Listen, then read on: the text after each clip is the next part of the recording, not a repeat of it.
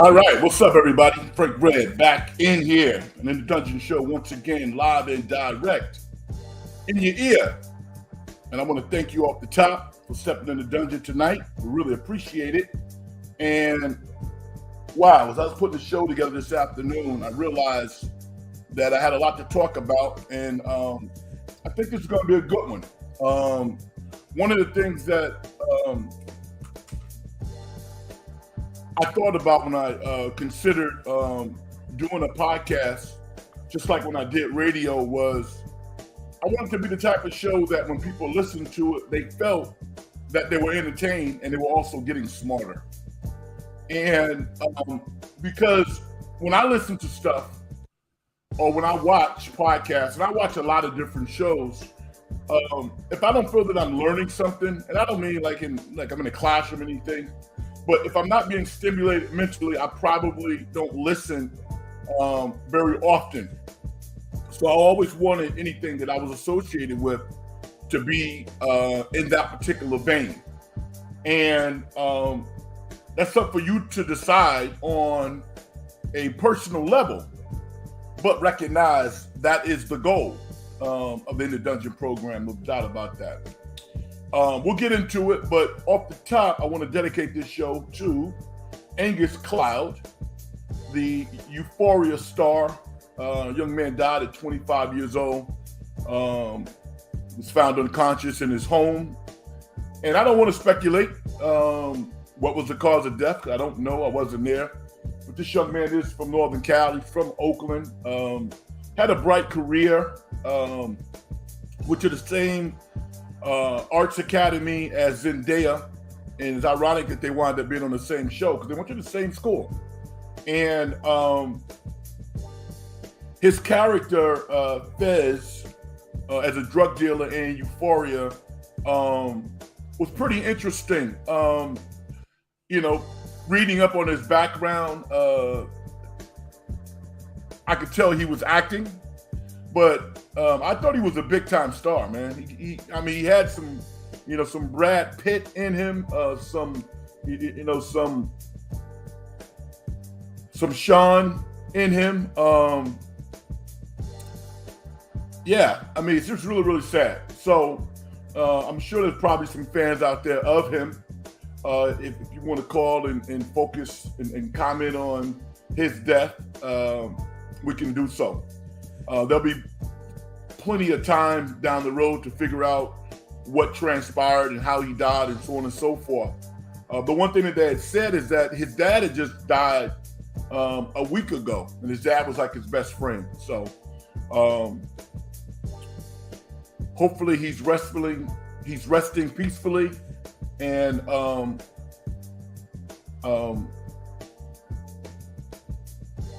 that's all I can say about it. I really can't say anything else. But we're going to dedicate the show to Angus. All right. Some of the topics I want to talk about tonight are the Women's World Cup.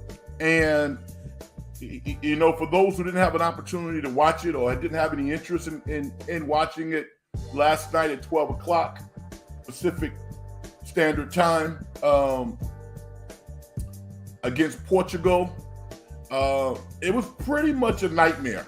It really was. But they did survive, barely. But the game is interesting in and of itself, but all of the subplots surrounding this team is actually more interesting. And we're going to get into that because I think that you'll find that part interesting. Certainly not the play of the team right now, but they're still in it. They've made it to the round of 16, and they have an opportunity to advance if they can win their next match against a tough opponent on Sunday they think it's going to be Switzerland. So we'll see what's up with that. I also want to talk about LeBron James's school, the I Promise School. And 5 years ago, amongst much fanfare, and I think that you guys probably saw it, first time LeBron had like this really thick beard, a tailored suit. His whole family took the trip from Los Angeles to Akron for the opening of his new school, the I Promise School, a school that basically caters to kids and families who are the most at need. Much fanfare, a lot of support from local municipalities, probably governmental entities. I'm sure LeBron put some money into it himself, Nike, so on and so forth, decked out in sneakers in the walls. And supposedly the kids had access to bikes and so many other positive things. Nevertheless, 5 years later, no eighth grader, no continuing eighth grader has successfully passed the Ohio Math Standards Test, which is alarming. And they're in the 25th percentile, the bottom 25th percentile in English as well. So academically, the school has not reached the goals that it set for itself. Now, consider the pandemic, all right? There are 2 years where, kids basically didn't go to school. Some kids, particularly the ones who are most at need. There's family strife. There's a lottery to get into this school. There's a lot of issues going in from the start that inhibit academic success. And I watched Jason Whitlock. I generally don't comment on other host shows, but I did watch Jason Whitlock's show last night, and he basically lit LeBron up. And he kept saying, well, it's not like I'm trying to come down on him, but he was coming down on him because he didn't really acknowledge the spirit of what LeBron was trying to do and what I think he is doing. And I'm going to do that tonight because, being a coach for a lot of different years, I actually know a little something about education. So I'm going to talk about that. Want to big up my man, Mark Grace, stepping in here. I really appreciate it. Lackluster performance by the Americans. No doubt about that. And it's interesting, Mark, because, I'm not a soccer coach, but I've always been interested in our national team, particularly the women. And what's interesting is the similarities between soccer and basketball. It's amazing how similar they are. And I'm trying to get,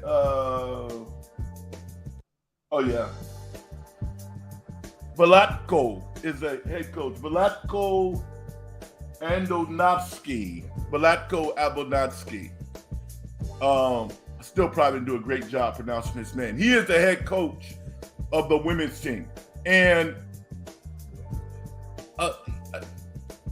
he's unemotional on the sideline. Now, I don't know if that's just his style.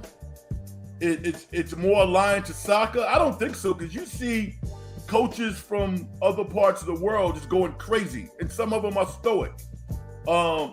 I think fans probably identify more with a coach who is more expressive, and he's not. And I think that lends itself to people watching the soccer match and people who care about this team going crazy because the product on the pitch is not what you would think it would be from the #1 ranked team in the world. But I'm looking at this team and I'm thinking to myself, it's a bit like high school rankings, all right? You might have somebody in a suburb of Chicago who is the next Doug Collins, right?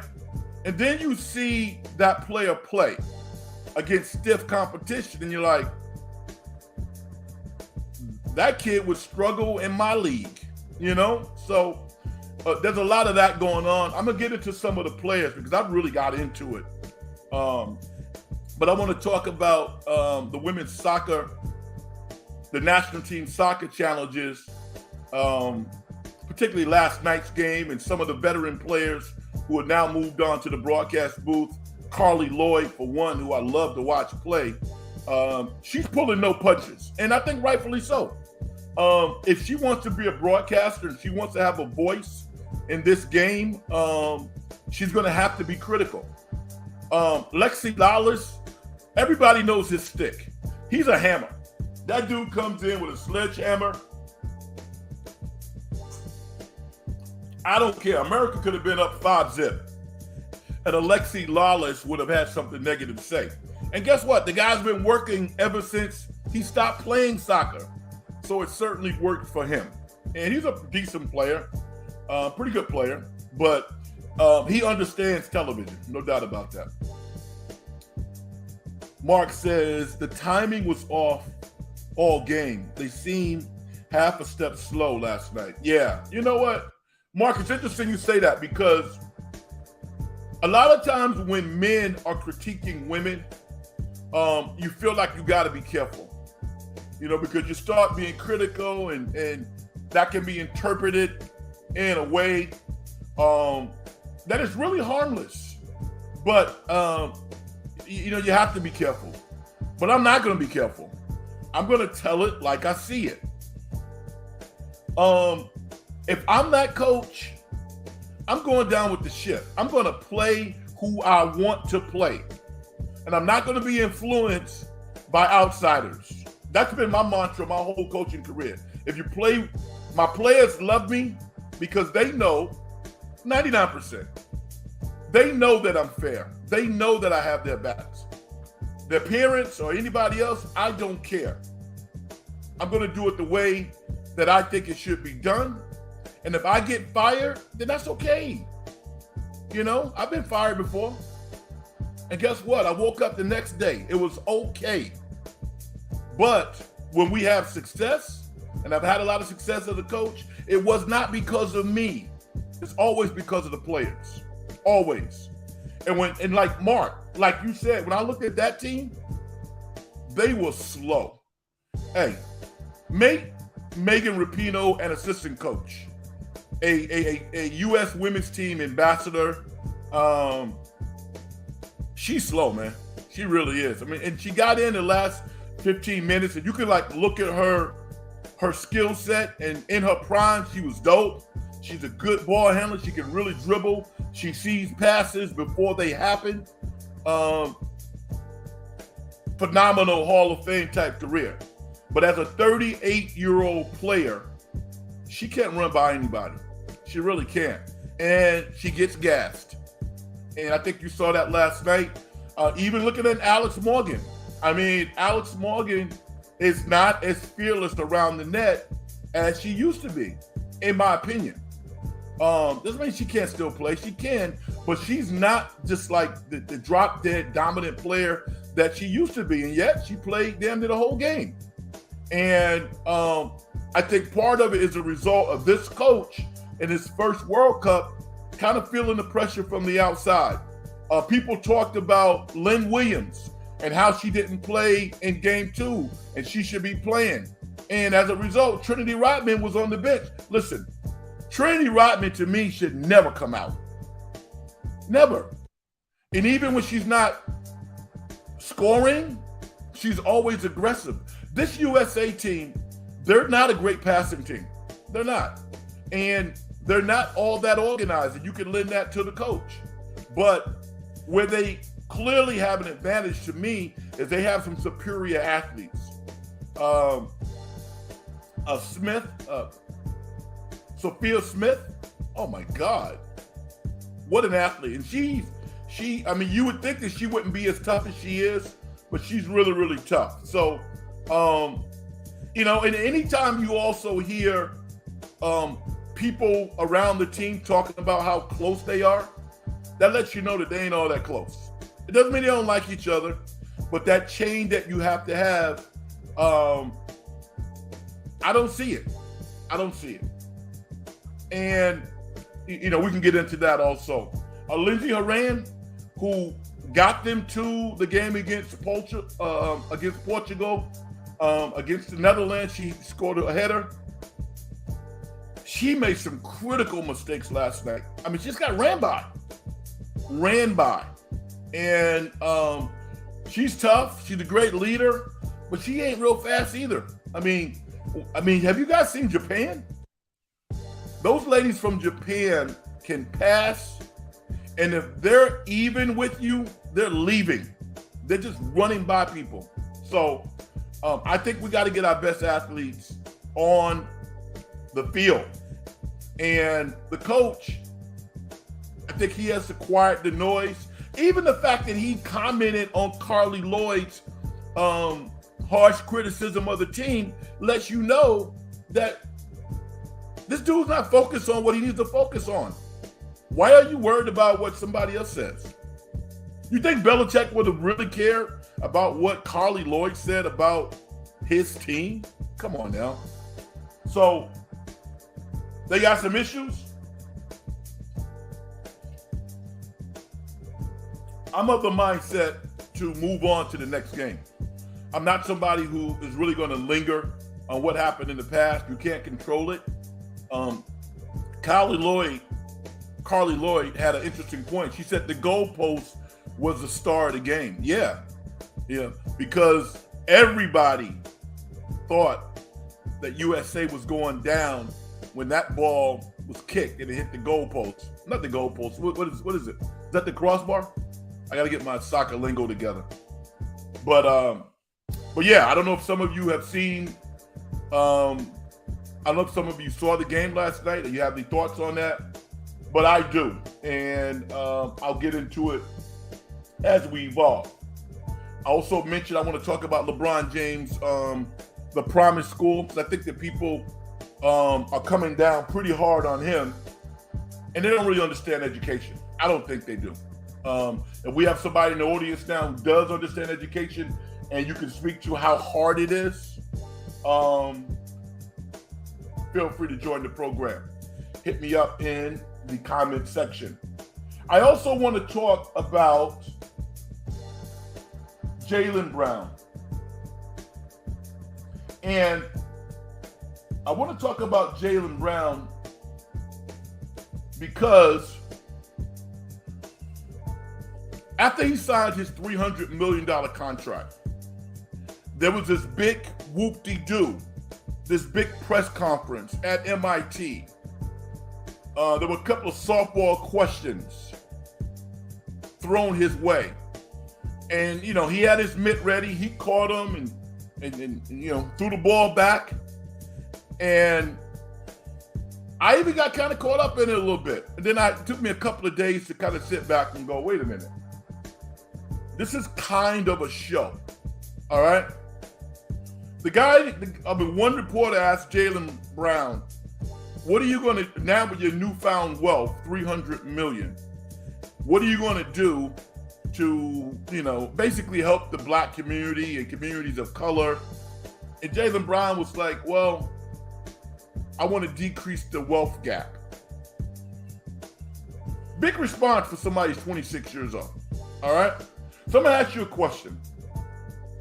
Have you ever heard of someone named Alexander Wang? Unless you are a computer geek, probably not, right? Alexander Wang is 26 years old.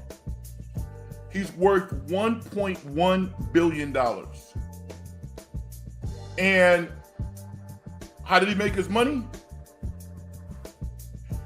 He started a company called Scale AI, which is one of the most attractive AI companies in the game right now. 26 years old. And for that, his take is $1.1 billion. And I mentioned Alexander because of this reason. This young man grew up in New Mexico, the state of New Mexico, the child of two PhDs in math. And he's a math genius himself. His mom taught him a whole lot of math. They worked for the government and, some really, really complicated things. I think aerospace or nuclear energy, weapons, I'm not quite sure. But this young man knows math, had an interest in computers, and the rest is history. And I bring him up for this reason. When he made his $1.1 billion, he maintained pretty much his anonymity. You wouldn't even know who he is. I wouldn't know who he is if I wasn't a low-key geek watching videos, right? So he gets to live his life, and no one asked him, so Alexander, what are you going to do to stop homelessness in San Francisco? I'll wait. But someone asked an athlete, like a Jaylen Brown, who is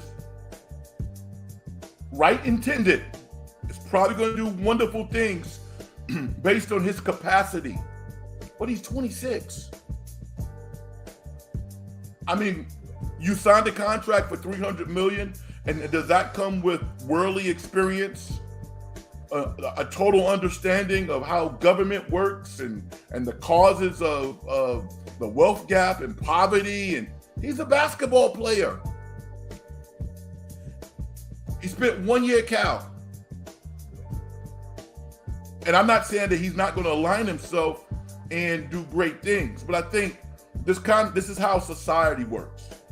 And I'm just saying, yo, let him grow into who he's going to be. Just because he is an athlete, just because he's black, it doesn't mean that he has the wherewithal to solve everybody's problems. And oftentimes I think people find themselves in situations where they want to take on everybody's problems, but they don't have the capacity to do that. Anybody who has any money, right? And relatively speaking, a couple of $1,000s in your bank account could be a lot of money.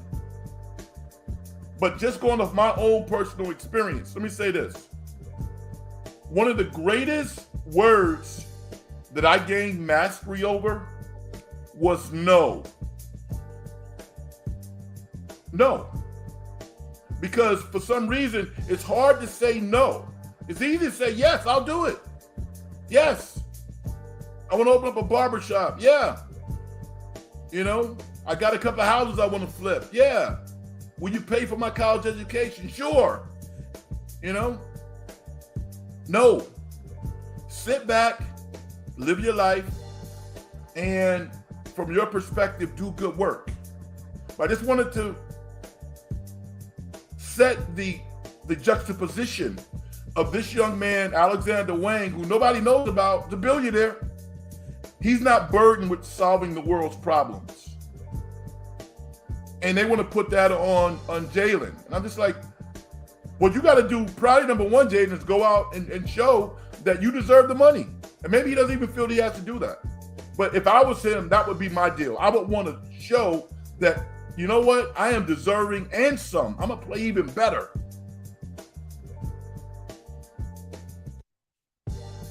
I'd love to get your thoughts on that, because that's, you know, it's kind of a big topic. But I wanted to acknowledge that.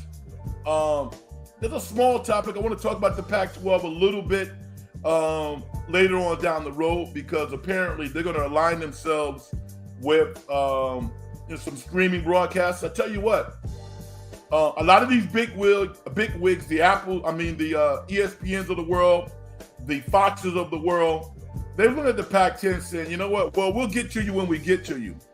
But I think all of us know, who kind of follow this, you know, this sports community, we know that those streamers and those big pocketed entities are out there, and they're just looking for content. Apple will overpay for the Pac-12. Even losing Colorado, even losing USC and UCLA. Can you imagine Apple just coming into the game and gaining the rights of the Pac-12? As much money as they have? That's a day order of iPhones. So it'll be interesting to see how that unfolds. I don't have an Apple subscription, but it got me thinking, you know. And streaming has to get better too. One of the most frustrating things for me is, like, I have Amazon Prime, obviously, for the NFL, but it takes a year and a day when you switch channels from your streaming entity to like ESPN and then go back to Amazon.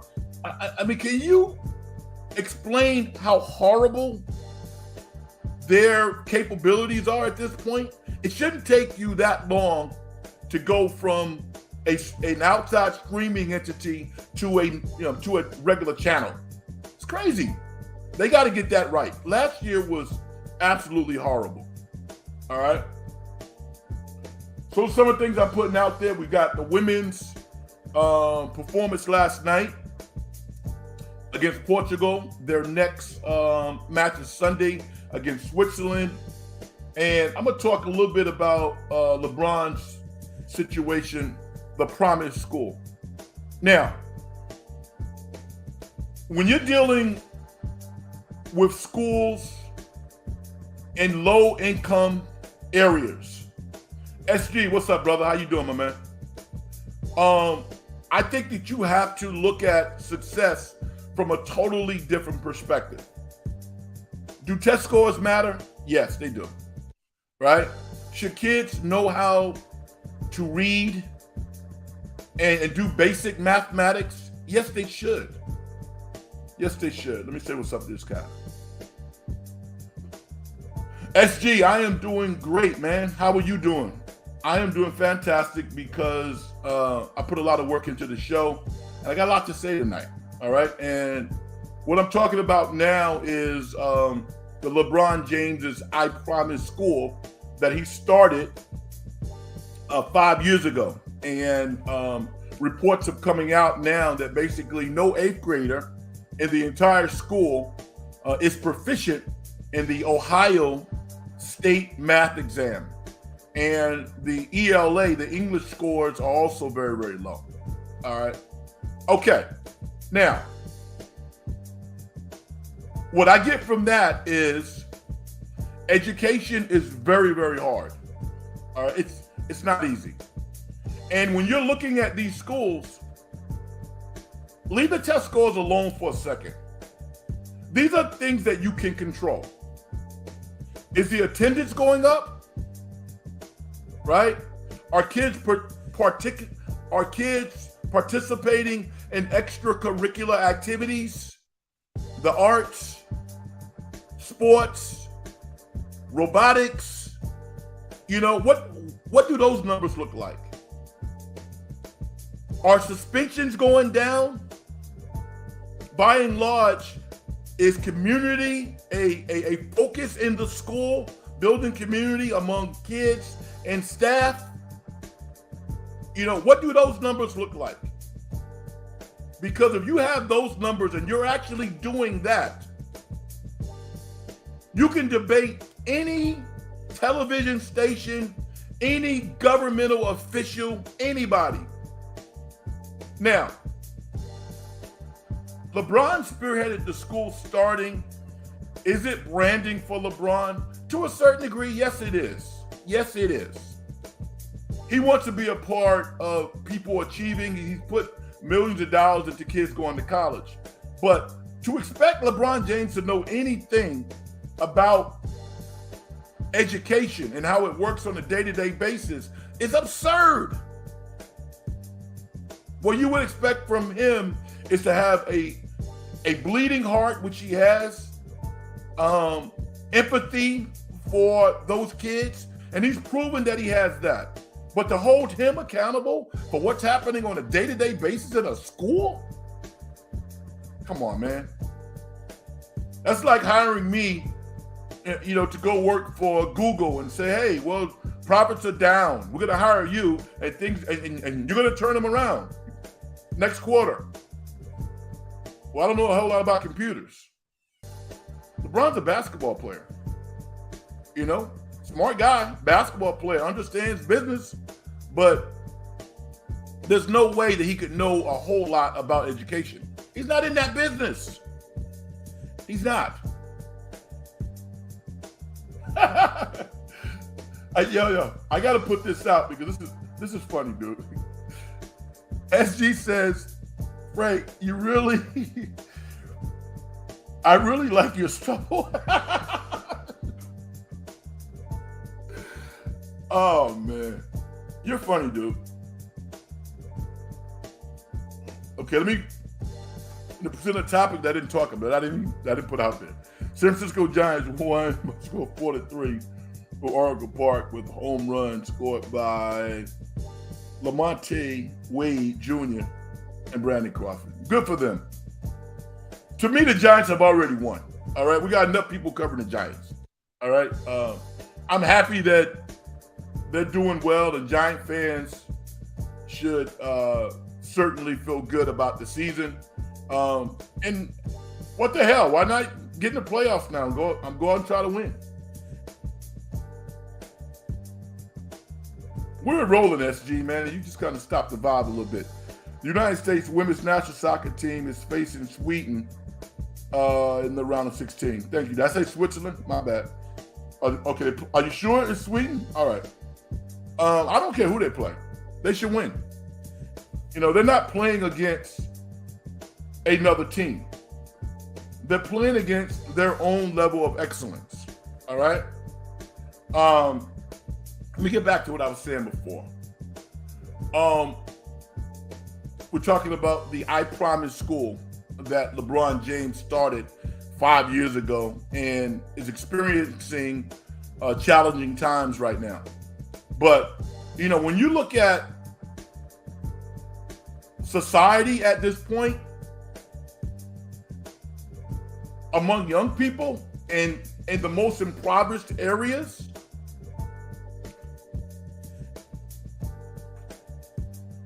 obtaining a test score on a math test, to me, is literally like the third or fourth thing that they should know. I'm far more concerned about young people valuing life and treating each other nice, you know, building community, having morals. And I'm not one of these like moral ground guys or religious zealots. That's not who I am. My religion, know what my religion is? Treat people how you want to be treated. Simple. That's what it is. Treat people how you want to be treated. You know, but, you know, I wanted to come on air and just kind of speak to the other side of the equation that's not going to get the likes, that's not going to get the exposure. And that's anybody who has the inclination to start a school genuinely to help people deserves credit for that. And I think LeBron James this time around deserves a lot of credit for trying to do something nice. And I think forward thinking for young people who come from where he came from, which is Akron, Ohio. The I Promise School, they've already committed themselves to working with the kids and the families who are most in need. A lot of times when you hear like, wow, that's a really good school. Yeah, you know why it's a really good school? Because they have an opportunity to handpick who they want to bring into their school. You know, they're bringing in talent. You know, it's oh yeah, Steph Curry. You want to go to school? Yeah. Who wouldn't want Steph Curry? So there's a different dynamic. With that said, not one student being able to pass a math test, or students not being able to write and read effectively, those numbers need to change. I would question approach. And again, it gets really, really complicated because you think LeBron James knows anything about curriculum building? Probably not. All right. And there's this you got two opposing philosophies. Are you out to look at what is the quote best curriculum for my child? Right? It's going to help him, her, or they in all these different areas. Or are you going to teach them standards? Curriculum versus standards are not necessarily the same thing. So I think you want people who are really trained, who understand where you want to get to, and then let them do their thing. You know, I would also look at the school and say, well, what, are the teachers transient? Have they committed for a long period of time? Is it a year-to-year proposition? There's so many different things associated with schools that are not performing that the general public knows nothing about. And you want to point at LeBron because he had the will, the resources, and the money, to try to do something for people who are in need. What is the I Promise School?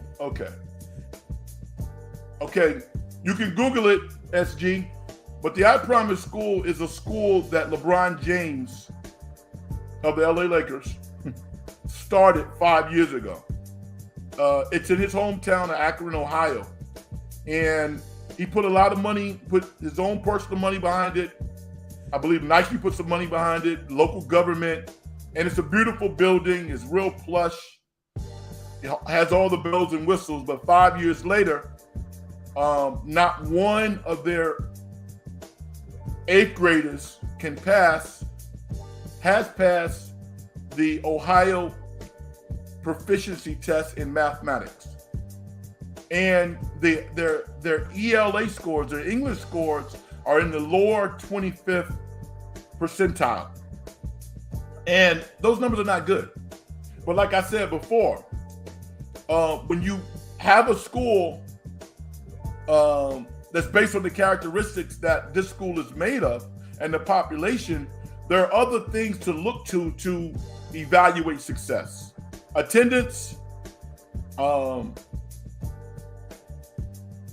activity among students and extracurricular activities, community building within the school, outside of the school. Are they galvanizing that community? Are you keeping teachers? Are you keeping principals? Is it a year-to-year proposition? Are you providing food? And there's so many different things to measure success. And if you listen to a newscast within, a 30-second or 2-minute broadcast, you can get a picture of the sky is falling, when in actuality, it doesn't have to be that way. So those are my thoughts on that.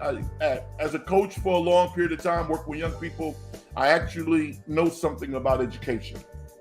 All right. Now, I want to talk about our women's soccer team, because my sense is it's hard to do everything. The focus should be on winning. Yeah. But some of the best players on this team are not the veterans. They are the younger players. They are the most talented players. Maybe they're not the best players, but they are the most talented.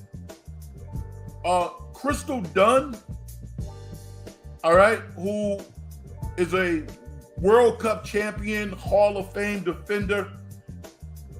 When the ball finds her, she's scary. She cannot pass a lick. She's a ball hawk. But that's really not what, they have other players who can ball hawk. She puts the team in vulnerable situations when the ball finds her. She really does.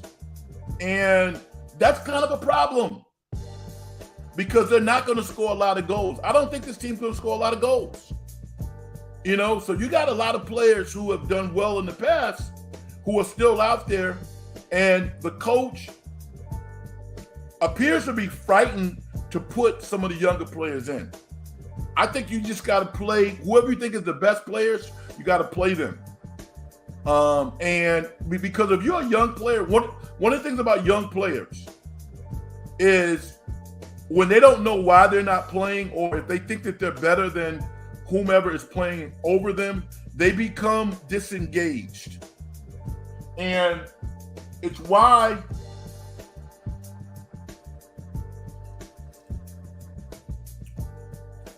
to draw a comparison, it's why the Warriors struggled a lot last year. Because there were some young guys on the Warriors who felt that they should be playing. And that message wasn't necessarily communicated to them. And I think that it affected them. Even Jordan Poole, Jonathan Kuminga, the one guy who was just a marvel and a stand-up guy, and there's no way he should be that mature for his age, is Moses Moody. Moses Moody was amazing last year, because Moses Moody might not play for like 5 or 6 games, come off the bench and ball out, and then he might not play for the next 3 or 4 games. He might even get sent down to Santa Cruz. Never said a word. Never said a word. So I think some of our women's soccer players are feeling that way. And they grew up in a different era. They grew up in social media. They recognize their athleticism and their beauty. They're working on their brands. They're doing all the things that the veteran and retired players didn't necessarily have an opportunity to do, or they didn't care about that stuff. They were more focused on winning.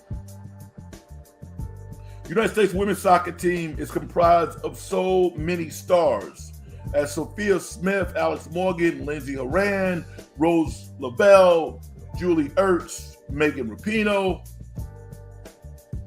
Well, you call them stars. I'm going to tell you what I see. Megan Rapinoe is more of a star off the pitch than she is on the pitch at this point. You see her last night? She can't run by anybody. She can't. She gets tired. Do you still see remnants of her ball skills? Yes. Yes. Can she set people up? Yes. Alex Morgan, man. I mean, I'm not even like a soccer expert, but I watch the stars. She's nowhere near as aggressive as she used to be. She's nowhere near around the net. No way. She had like 3 or 4 shots last night. 3 or 4 real opportunities. Didn't happen. Sophia Smith, her time is just off a little bit. I mean, she's going to be fine. Trinity Rodman, get her out there. Lindsey Horan, listen, love Lindsey, love her heart. She's slow. That's hey man, God didn't make everybody fast. And there was one play that was shocking where Portugal just like threw the ball, kicked the ball between her and another USA player, and just ran in between them towards the goal. I mean, we're lucky that they didn't score.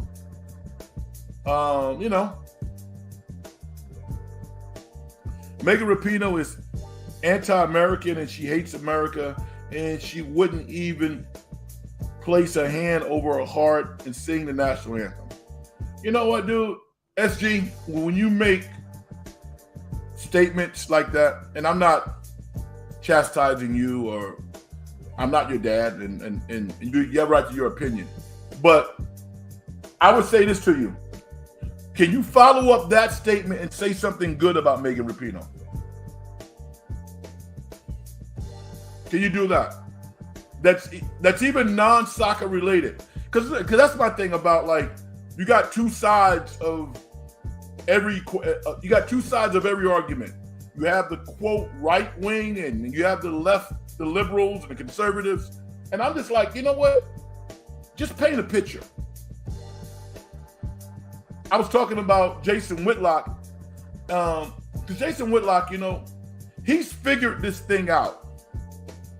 He's a phenomenal writer, one of the best writers in the country, right? And he understands radio, he understands podcasting. Nobody is apathetic about Jason Whitlock. You like him or you hate him, but you're not in between. And people who are successful in this industry pick a side. And I want a whole picture. That's all I want. I want a whole picture. If you're going to say that Megan Rapinoe is anti-American because she didn't put her hand over her heart, that's your opinion. But also talk about what she's done for equal rights. I mean, talk about what she's done, to support people being who they are, because she's affected a lot of people in that regard. She's talked to Congress about equal pay. Now all of a sudden our women's players in international matches in this type of environment, they make the same salary as the men do. That would not have happened without Megan Rapinoe. And guess what? The salaries are only going to go up, right? And guess what? She's probably not going to benefit from that. But she was the champion in that journey to reach some level of equality. It's still not even.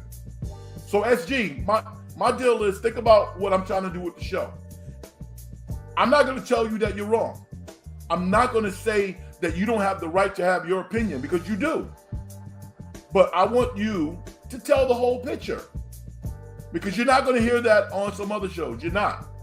You're going to have people pick a side, and over on the other side, there's a whole bunch of stuff that you're never going to hear about it because it doesn't support their thesis. I want to support the truth. All right? And I don't get it right all the time, because I don't know everything. But my journey, I'm on a truth journey, dude. Carly Lloyd slams Megan Rapinoe and Alex Morgan for actions after the women's draw.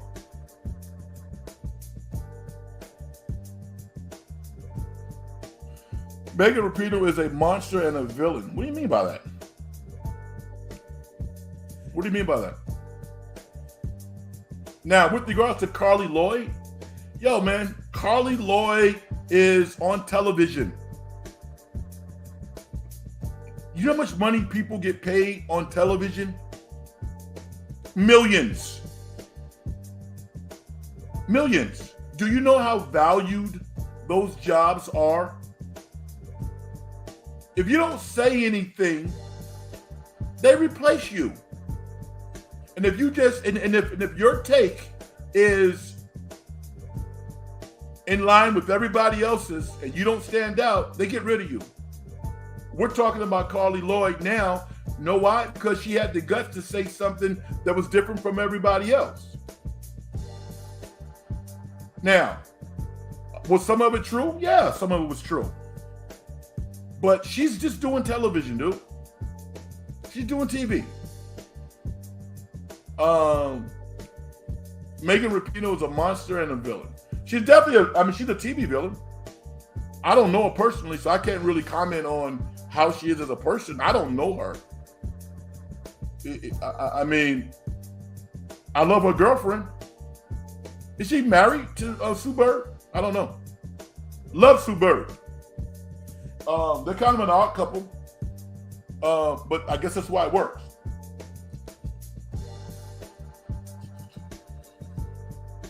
Big fan of Sue Bird. Love Sue Bird. Megan Rapinoe has since continued to use her celebrity to campaign for LGBT plus rights, causes, and for equal pay for women. Speaking on that issue, right.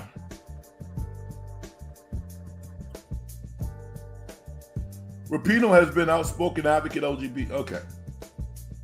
Don't you think that's good? You think that's important? You know, watching Megan Rapinoe play right now, I'm not convinced she should be on the team, personally. I'm just not. I'm not convinced that she should be on the team. Can't you still play a little bit? Yeah. But I don't know. I would love to. It's like, yeah, USA wants to win all the time. And, they got some players who are injured, press. Some of the better players are out who would have helped the team. But, you got to have some faith in your coaching and in the young, talented players that you have. Rose Lavelle, to me, unfortunately, she's not going to be able to play against Sweden, but she still appears to be at the top of her game. Rose Lavelle is awesome. Talk about a firecracker. Julie Ertz is still dominant. She's still really, really good. You know, all day. Julie Ertz is still doing her thing. After having a child coming back, she looks fantastic out there, to me, as a defender. Grima, Naomi, the young lady from Stanford, another really, really talented defender. She's never nervous. She's never out of position. She is flat out awesome. So, you know, when you hear like networks say nobody's playing well, no, it's just horrible, it's atrocious, nobody's playing well. That's not true. That is a lie. They're not playing their best. They're not totally engaged. But there are people out there there are players who are playing well. And even you look at the Netherlands, right? They tied the Netherlands. The Netherlands scored 7 goals on Vietnam. Now, I'm not saying Vietnam is great, but the Netherlands are not bad. They scored 7 goals. So we have some talent. But we're used to scoring a lot of goals, and that's not going to happen with this team. We're not a very good passing team. USA is not a very good passing team. They're not. Probably should have said this from the start, but hit the subscribe button if you're not already subscribed to the show. Hit me up at Big Frank Red on Twitter if you want to. And the algorithm likes it. I like it. The show becomes more popular. And as I said, when I get to 100 subscribers, I think I'm stuck on 72. Then I can start having some guests. Again, I'm starting to build up some context with some guests, and I think you're going to like, but I'm not going to do it until we get to 100 subscribers, all right? So the 2 big topics that we've talked about tonight are the USA women's national team match against Portugal last night. Not good. Luckily, they move on to the round of 16 and they take on Sweden on Sunday night. This LeBron James School, the I Promise School, it's going to get bigger because people love to, you know, knock holes or pick at LeBron's armor. Because it gets so much positive publicity, there are people out there who want to see LeBron James not look good. And one way to do that is by acknowledging correctly that thus far, his school has not been a home run. And I think you got to consider COVID.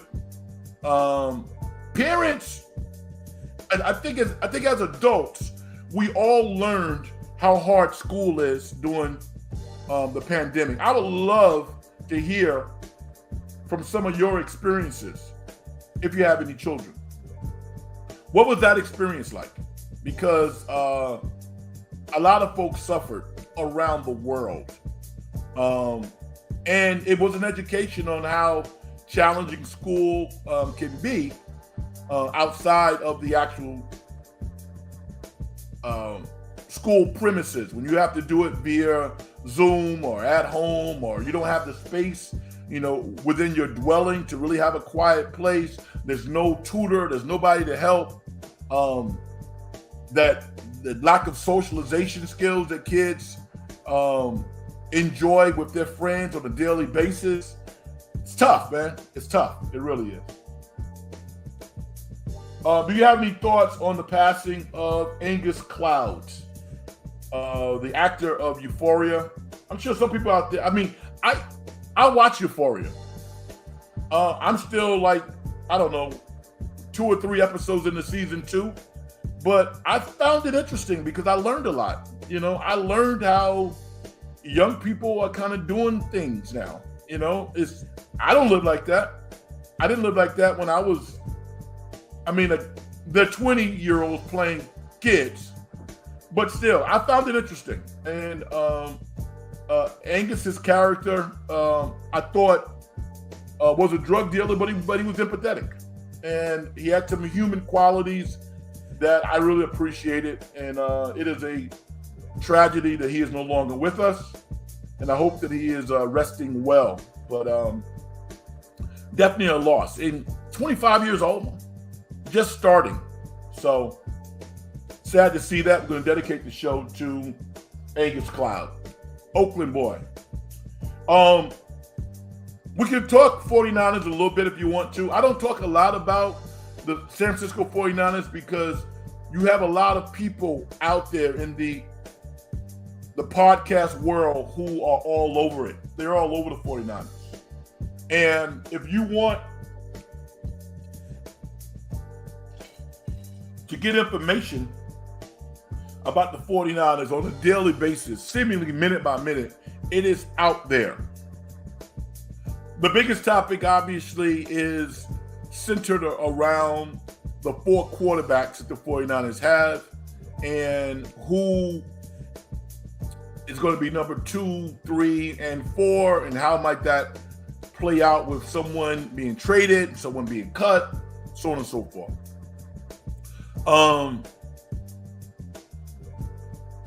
I just want to see guys get the opportunity to show what they can do. I trust that Shanahan and Lynch, John Lynch, and the quarterback coaches, Brian Greasy, and everybody knows more about how they evaluate quarterbacks than I do. All right? I'm not at practice. But it's hard for me to draw a conclusion in my mind that Trey Lance can't play. I don't believe it. I have to see it. Even when he played just a tiny little bit, he wasn't terrible. Was not. And some of the reports that I get, the guy's micromanaged, man. Like he's decoding a nuclear bomb. Everything is so meticulous. And I just want to see him in an environment where he gets the opportunity to play. I also think that he's probably suited for an offense that is more balanced between passing and running. I believe that. What is he, 6'3", 6'4", 210 pounds? SG, I'm so excited about the 49ers preseason. You know what? I'm excited about football. You know, the 49ers preseason is fine. Football is one of those sports in which you literally can watch any 2 pro teams and actually enjoy it. Now, it's okay to be a fan and have teams that you like to watch. I'm not a 49er fan. I'm a 49er supporter. I'm a strong 49er supporter. But diehard fan? No, I grew up in New York. You know, I'm a Parcells guy. And if I was living in New York, I would like the Giants. I like the Jets. You know, but I like football. I love football. You know, basketball is my favorite sport, but I played football and basketball in college. So I can relate to both sports in terms of how the connectedness is between football and basketball and how it's different. Because there are some similarities and there are some differences. You can't be soft and play football. That's one of the generalizations that I will make. You cannot be a soft individual and play football. You cannot. No way. You will get found out real quick because the expectation is you play with pain. And everybody can't play with pain. You know? Brock Purdy will be QB1, Trey Lance will be QB2, Brandon Allen 3. Come on, man. Sam Darnold 4? No way. Brock Purdy is an amazing quarterback, and he is so fast on his feet, and he has a really good cannon of an arm. You watch football, SG? He is a cannon of an arm? Brock Purdy, cannon of an arm? Nah, man, come on. How long you been watching Brock Purdy? I've been watching Brock Purdy since he was a freshman at Iowa State. Played for a great college coach at Iowa State. And after his sophomore year, there was some talk that he was going to be a first-round pick. So it isn't like he's like this, like this newfound money. Dude has been balling for a long period of time. But I have some reservations about him staying healthy. I just do. He's not a big guy. He's not overly strong. He's smart. He can make all the throws. And from the 49ers perspective right now, he's real cheap. He's exactly what the 49ers want. They want somebody who can manage the offense, can make plays, and ideally, John Lynch and Kyle Shanahan do not want to pay a whole lot of money to a quarterback. That's their philosophy. You know why? Because they want to pay linebackers, edge rushers, cornerbacks. You know, great philosophy. Look how successful they've been over the past 5 years. So it actually works. They couldn't get rid of Jimmy G fast enough. You know, they found themselves in a pickle where they had to bring him back last year, but they didn't want to. You know, so they got a good thing going. It kind of blew up in their faces last year when all their quarterbacks were hurt, and they didn't feel that they had a guy who could win in Josh Johnson, who I admire. Josh Johnson. If anybody knows Josh Johnson's story, you would love him too. Josh Johnson coming out of high school barely had one scholarship. There's an interesting story of how he actually got his scholarship. Jim Harbaugh was actually looking at another player, I believe at McClymonds High School. And the coach at McClymonds High School said, you know what, you need to go check out this guy over at Oakland Tech, Josh Johnson. Harbaugh didn't even know who he was. Nobody recruited him on that level. Gave him a scholarship at the University of San Diego, a D2 school at the time, taught him pro stuff from the onset, and Josh became an All-American Division II football player. No one's ever going to doubt his intelligence and his heart, and he became an NFL player that played in this league for over 10 years. And let me tell you something else about Josh. The reason why he continues to get signed by NFL teams, and he's played for 7, 8, maybe 9 teams. You know why? Because he's a football savant. Now he might never play again in the NFL. I don't know. But that guy is in the playbook, man. Think about his career. Who gets hired 8, 9 times from different organizations?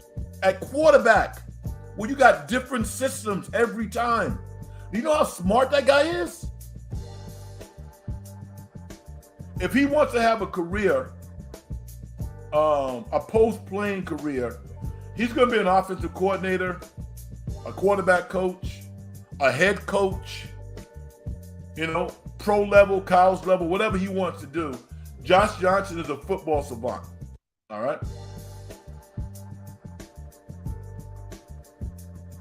My little sidebar on a young man who I followed and I admire. I have one of my friends who is a massive 49ers fan. Why does he love Purdy? Tell me why. Why? Why does he love Brock Purdy? Why? He had 14 touchdowns and 2 interceptions last year. What was he, as a starter, what was he, 8-1 maybe? 7-2, 8-1, I don't remember. Why does he love Brock Purdy?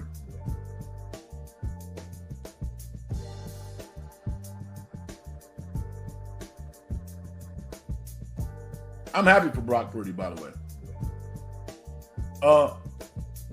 You know who I like?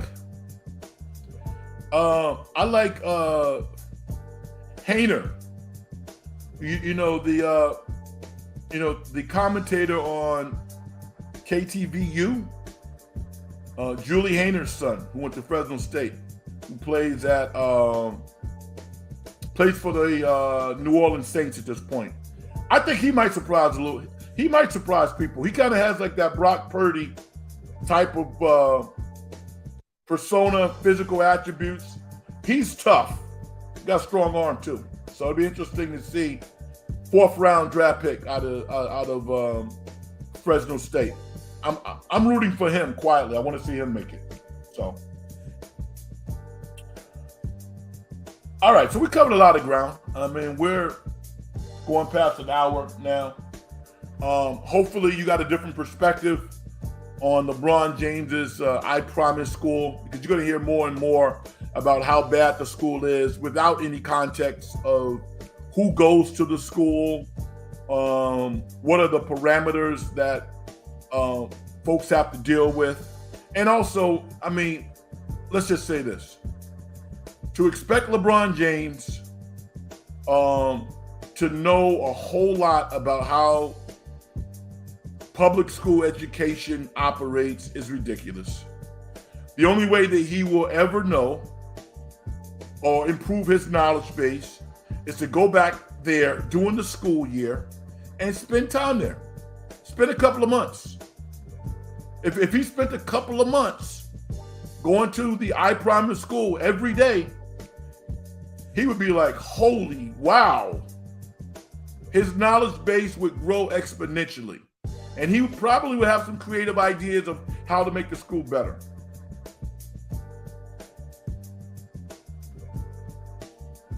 You ever play pickup basketball with Mullen in New York? Yes, I have.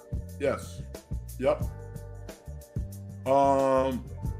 Summer league, play against Mully. I played against Mully in college too. You know, I know Mully real well.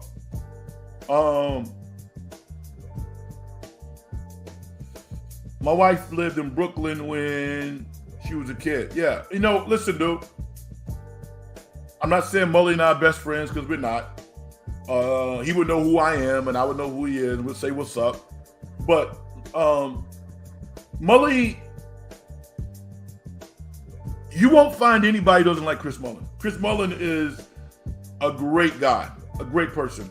And even at this stage, a hero in New York, I assume in the Bay Area as well. Yeah, Jake Hayner, yeah.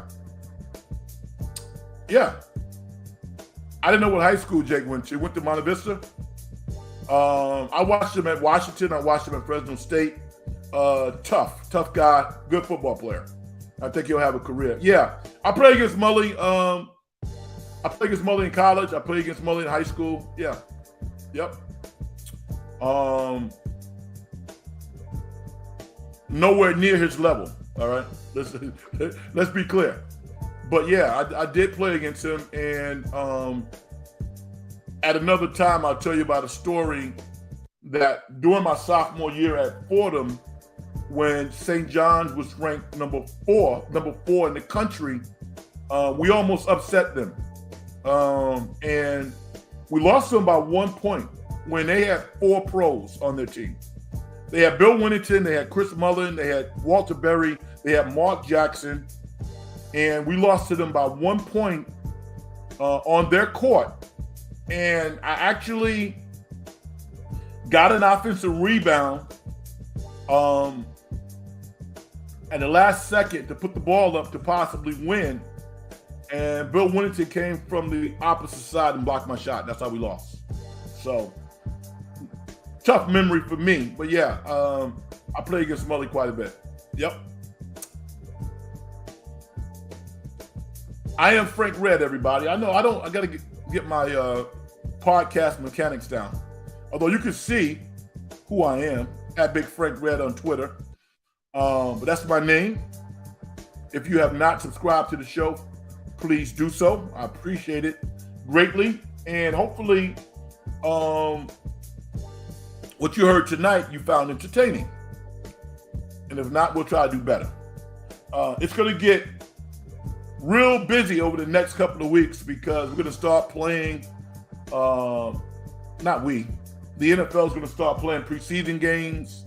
I think that the Damian Lillard scenario is going to get heated over the next couple of weeks. That's going to get done. And thanks, Mark. I appreciate you, brother. Let me say this before I go. I'm going to talk about Dame a little bit. Portland really needs to stop playing. Somebody said this earlier today. I was watching NBA Today or whatever. The guy, to me, who is being disrespected is Tyler Hero. They're treating Tyler Hero like he's a bum. This dude is not a bum. This dude can score 20 points a game. He makes $30 million a year. You know what? $30 million a year with the new TV contract is going to be, what, 12, 13, 15? Jaylen Brown makes $60 million. He makes double what Tyler Hero makes. Stop playing. Portland has a bunch of young players. Even if you don't want to start Tyler Hero, that's fine. You telling me that you can't bring that guy off your bench to put 20 points on the board? They're treating him like he's a scrub, which is crazy to me. Or you can't move him to a third team to get this deal done? Portland is lucky. Portland is lucky. Remember, listen, man. Portland, the last regular season, they set Dame down. Was he injured? Shaden Sharp, they set those cats down. The last 10 games or so, 15 games, you didn't even know who was playing for Portland. You know why? Because they were tanking. That's why. Suppose Damian Lillard or somebody say, you know what? No, I'm not injured. I want to play. And as opposed to getting the number 3 pick, they got the 7 pick. Portland should be thinking they're lucky stars that they are replacing one all-star with another all-star. They got Scoot Henderson. Stop playing. You know, it isn't like you want to put the ball in his and Dame hands anyway. You don't want to do that. Shaden Sharp can play 2 guard. Scoot Henderson should be starting at the point from day 1. So, John Summer, I can't think of the general manager's name. I understand he wants to do the best possible job that he can do. But at this point, I say cut the deal. Miami is going to give you a minimum of 2 first-round picks. I wouldn't give up more than that. 2 first-round picks, Tyler Hero and Duncan Robinson. And if you want one of the twins, I can't think of his name right now, then you can, maybe you can have him too.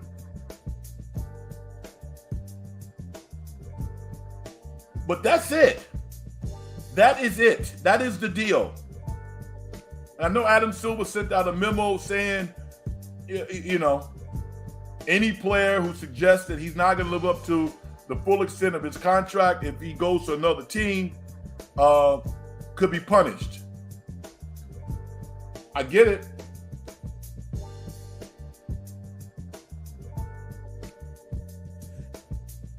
You like my background, okay.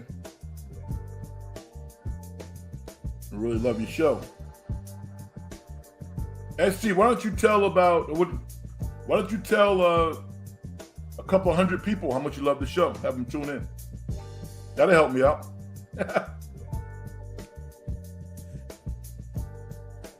Thanks, brother. I appreciate you, man. But yeah, I think ultimately the deal's going to get done. Dame Lillard, he just built, I guess, a brand new mansion in Portland.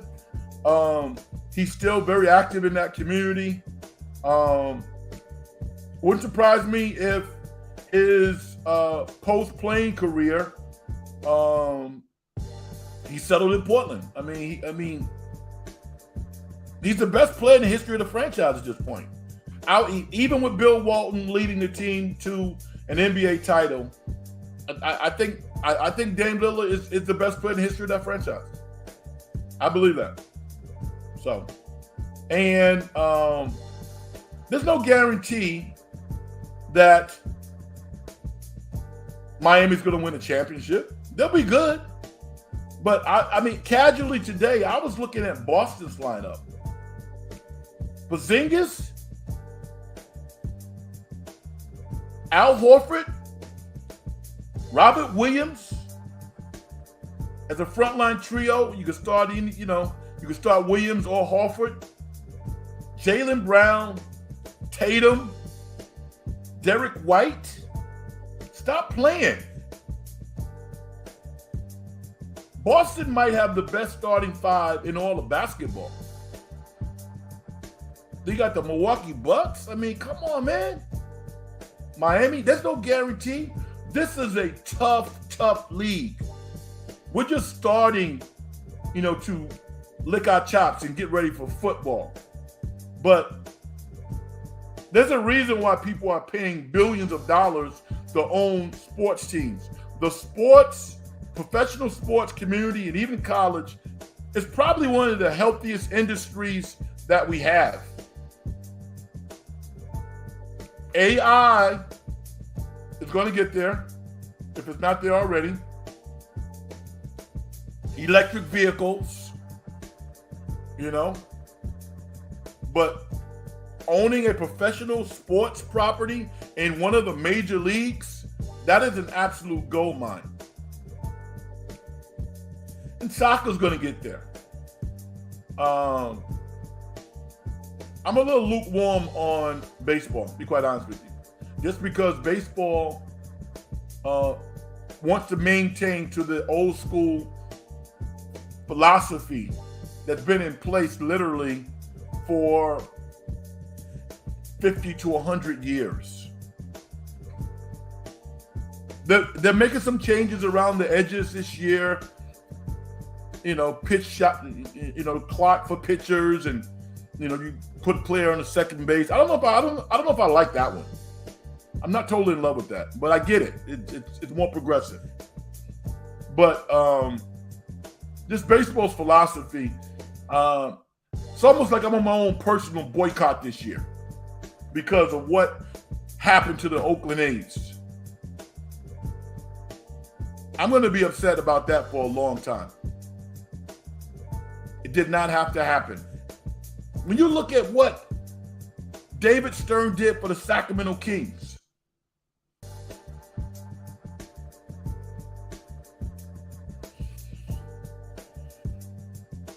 Hainer and Breeze would make a great deadly duo in New Orleans. Yeah, I guess if Breeze wasn't retired.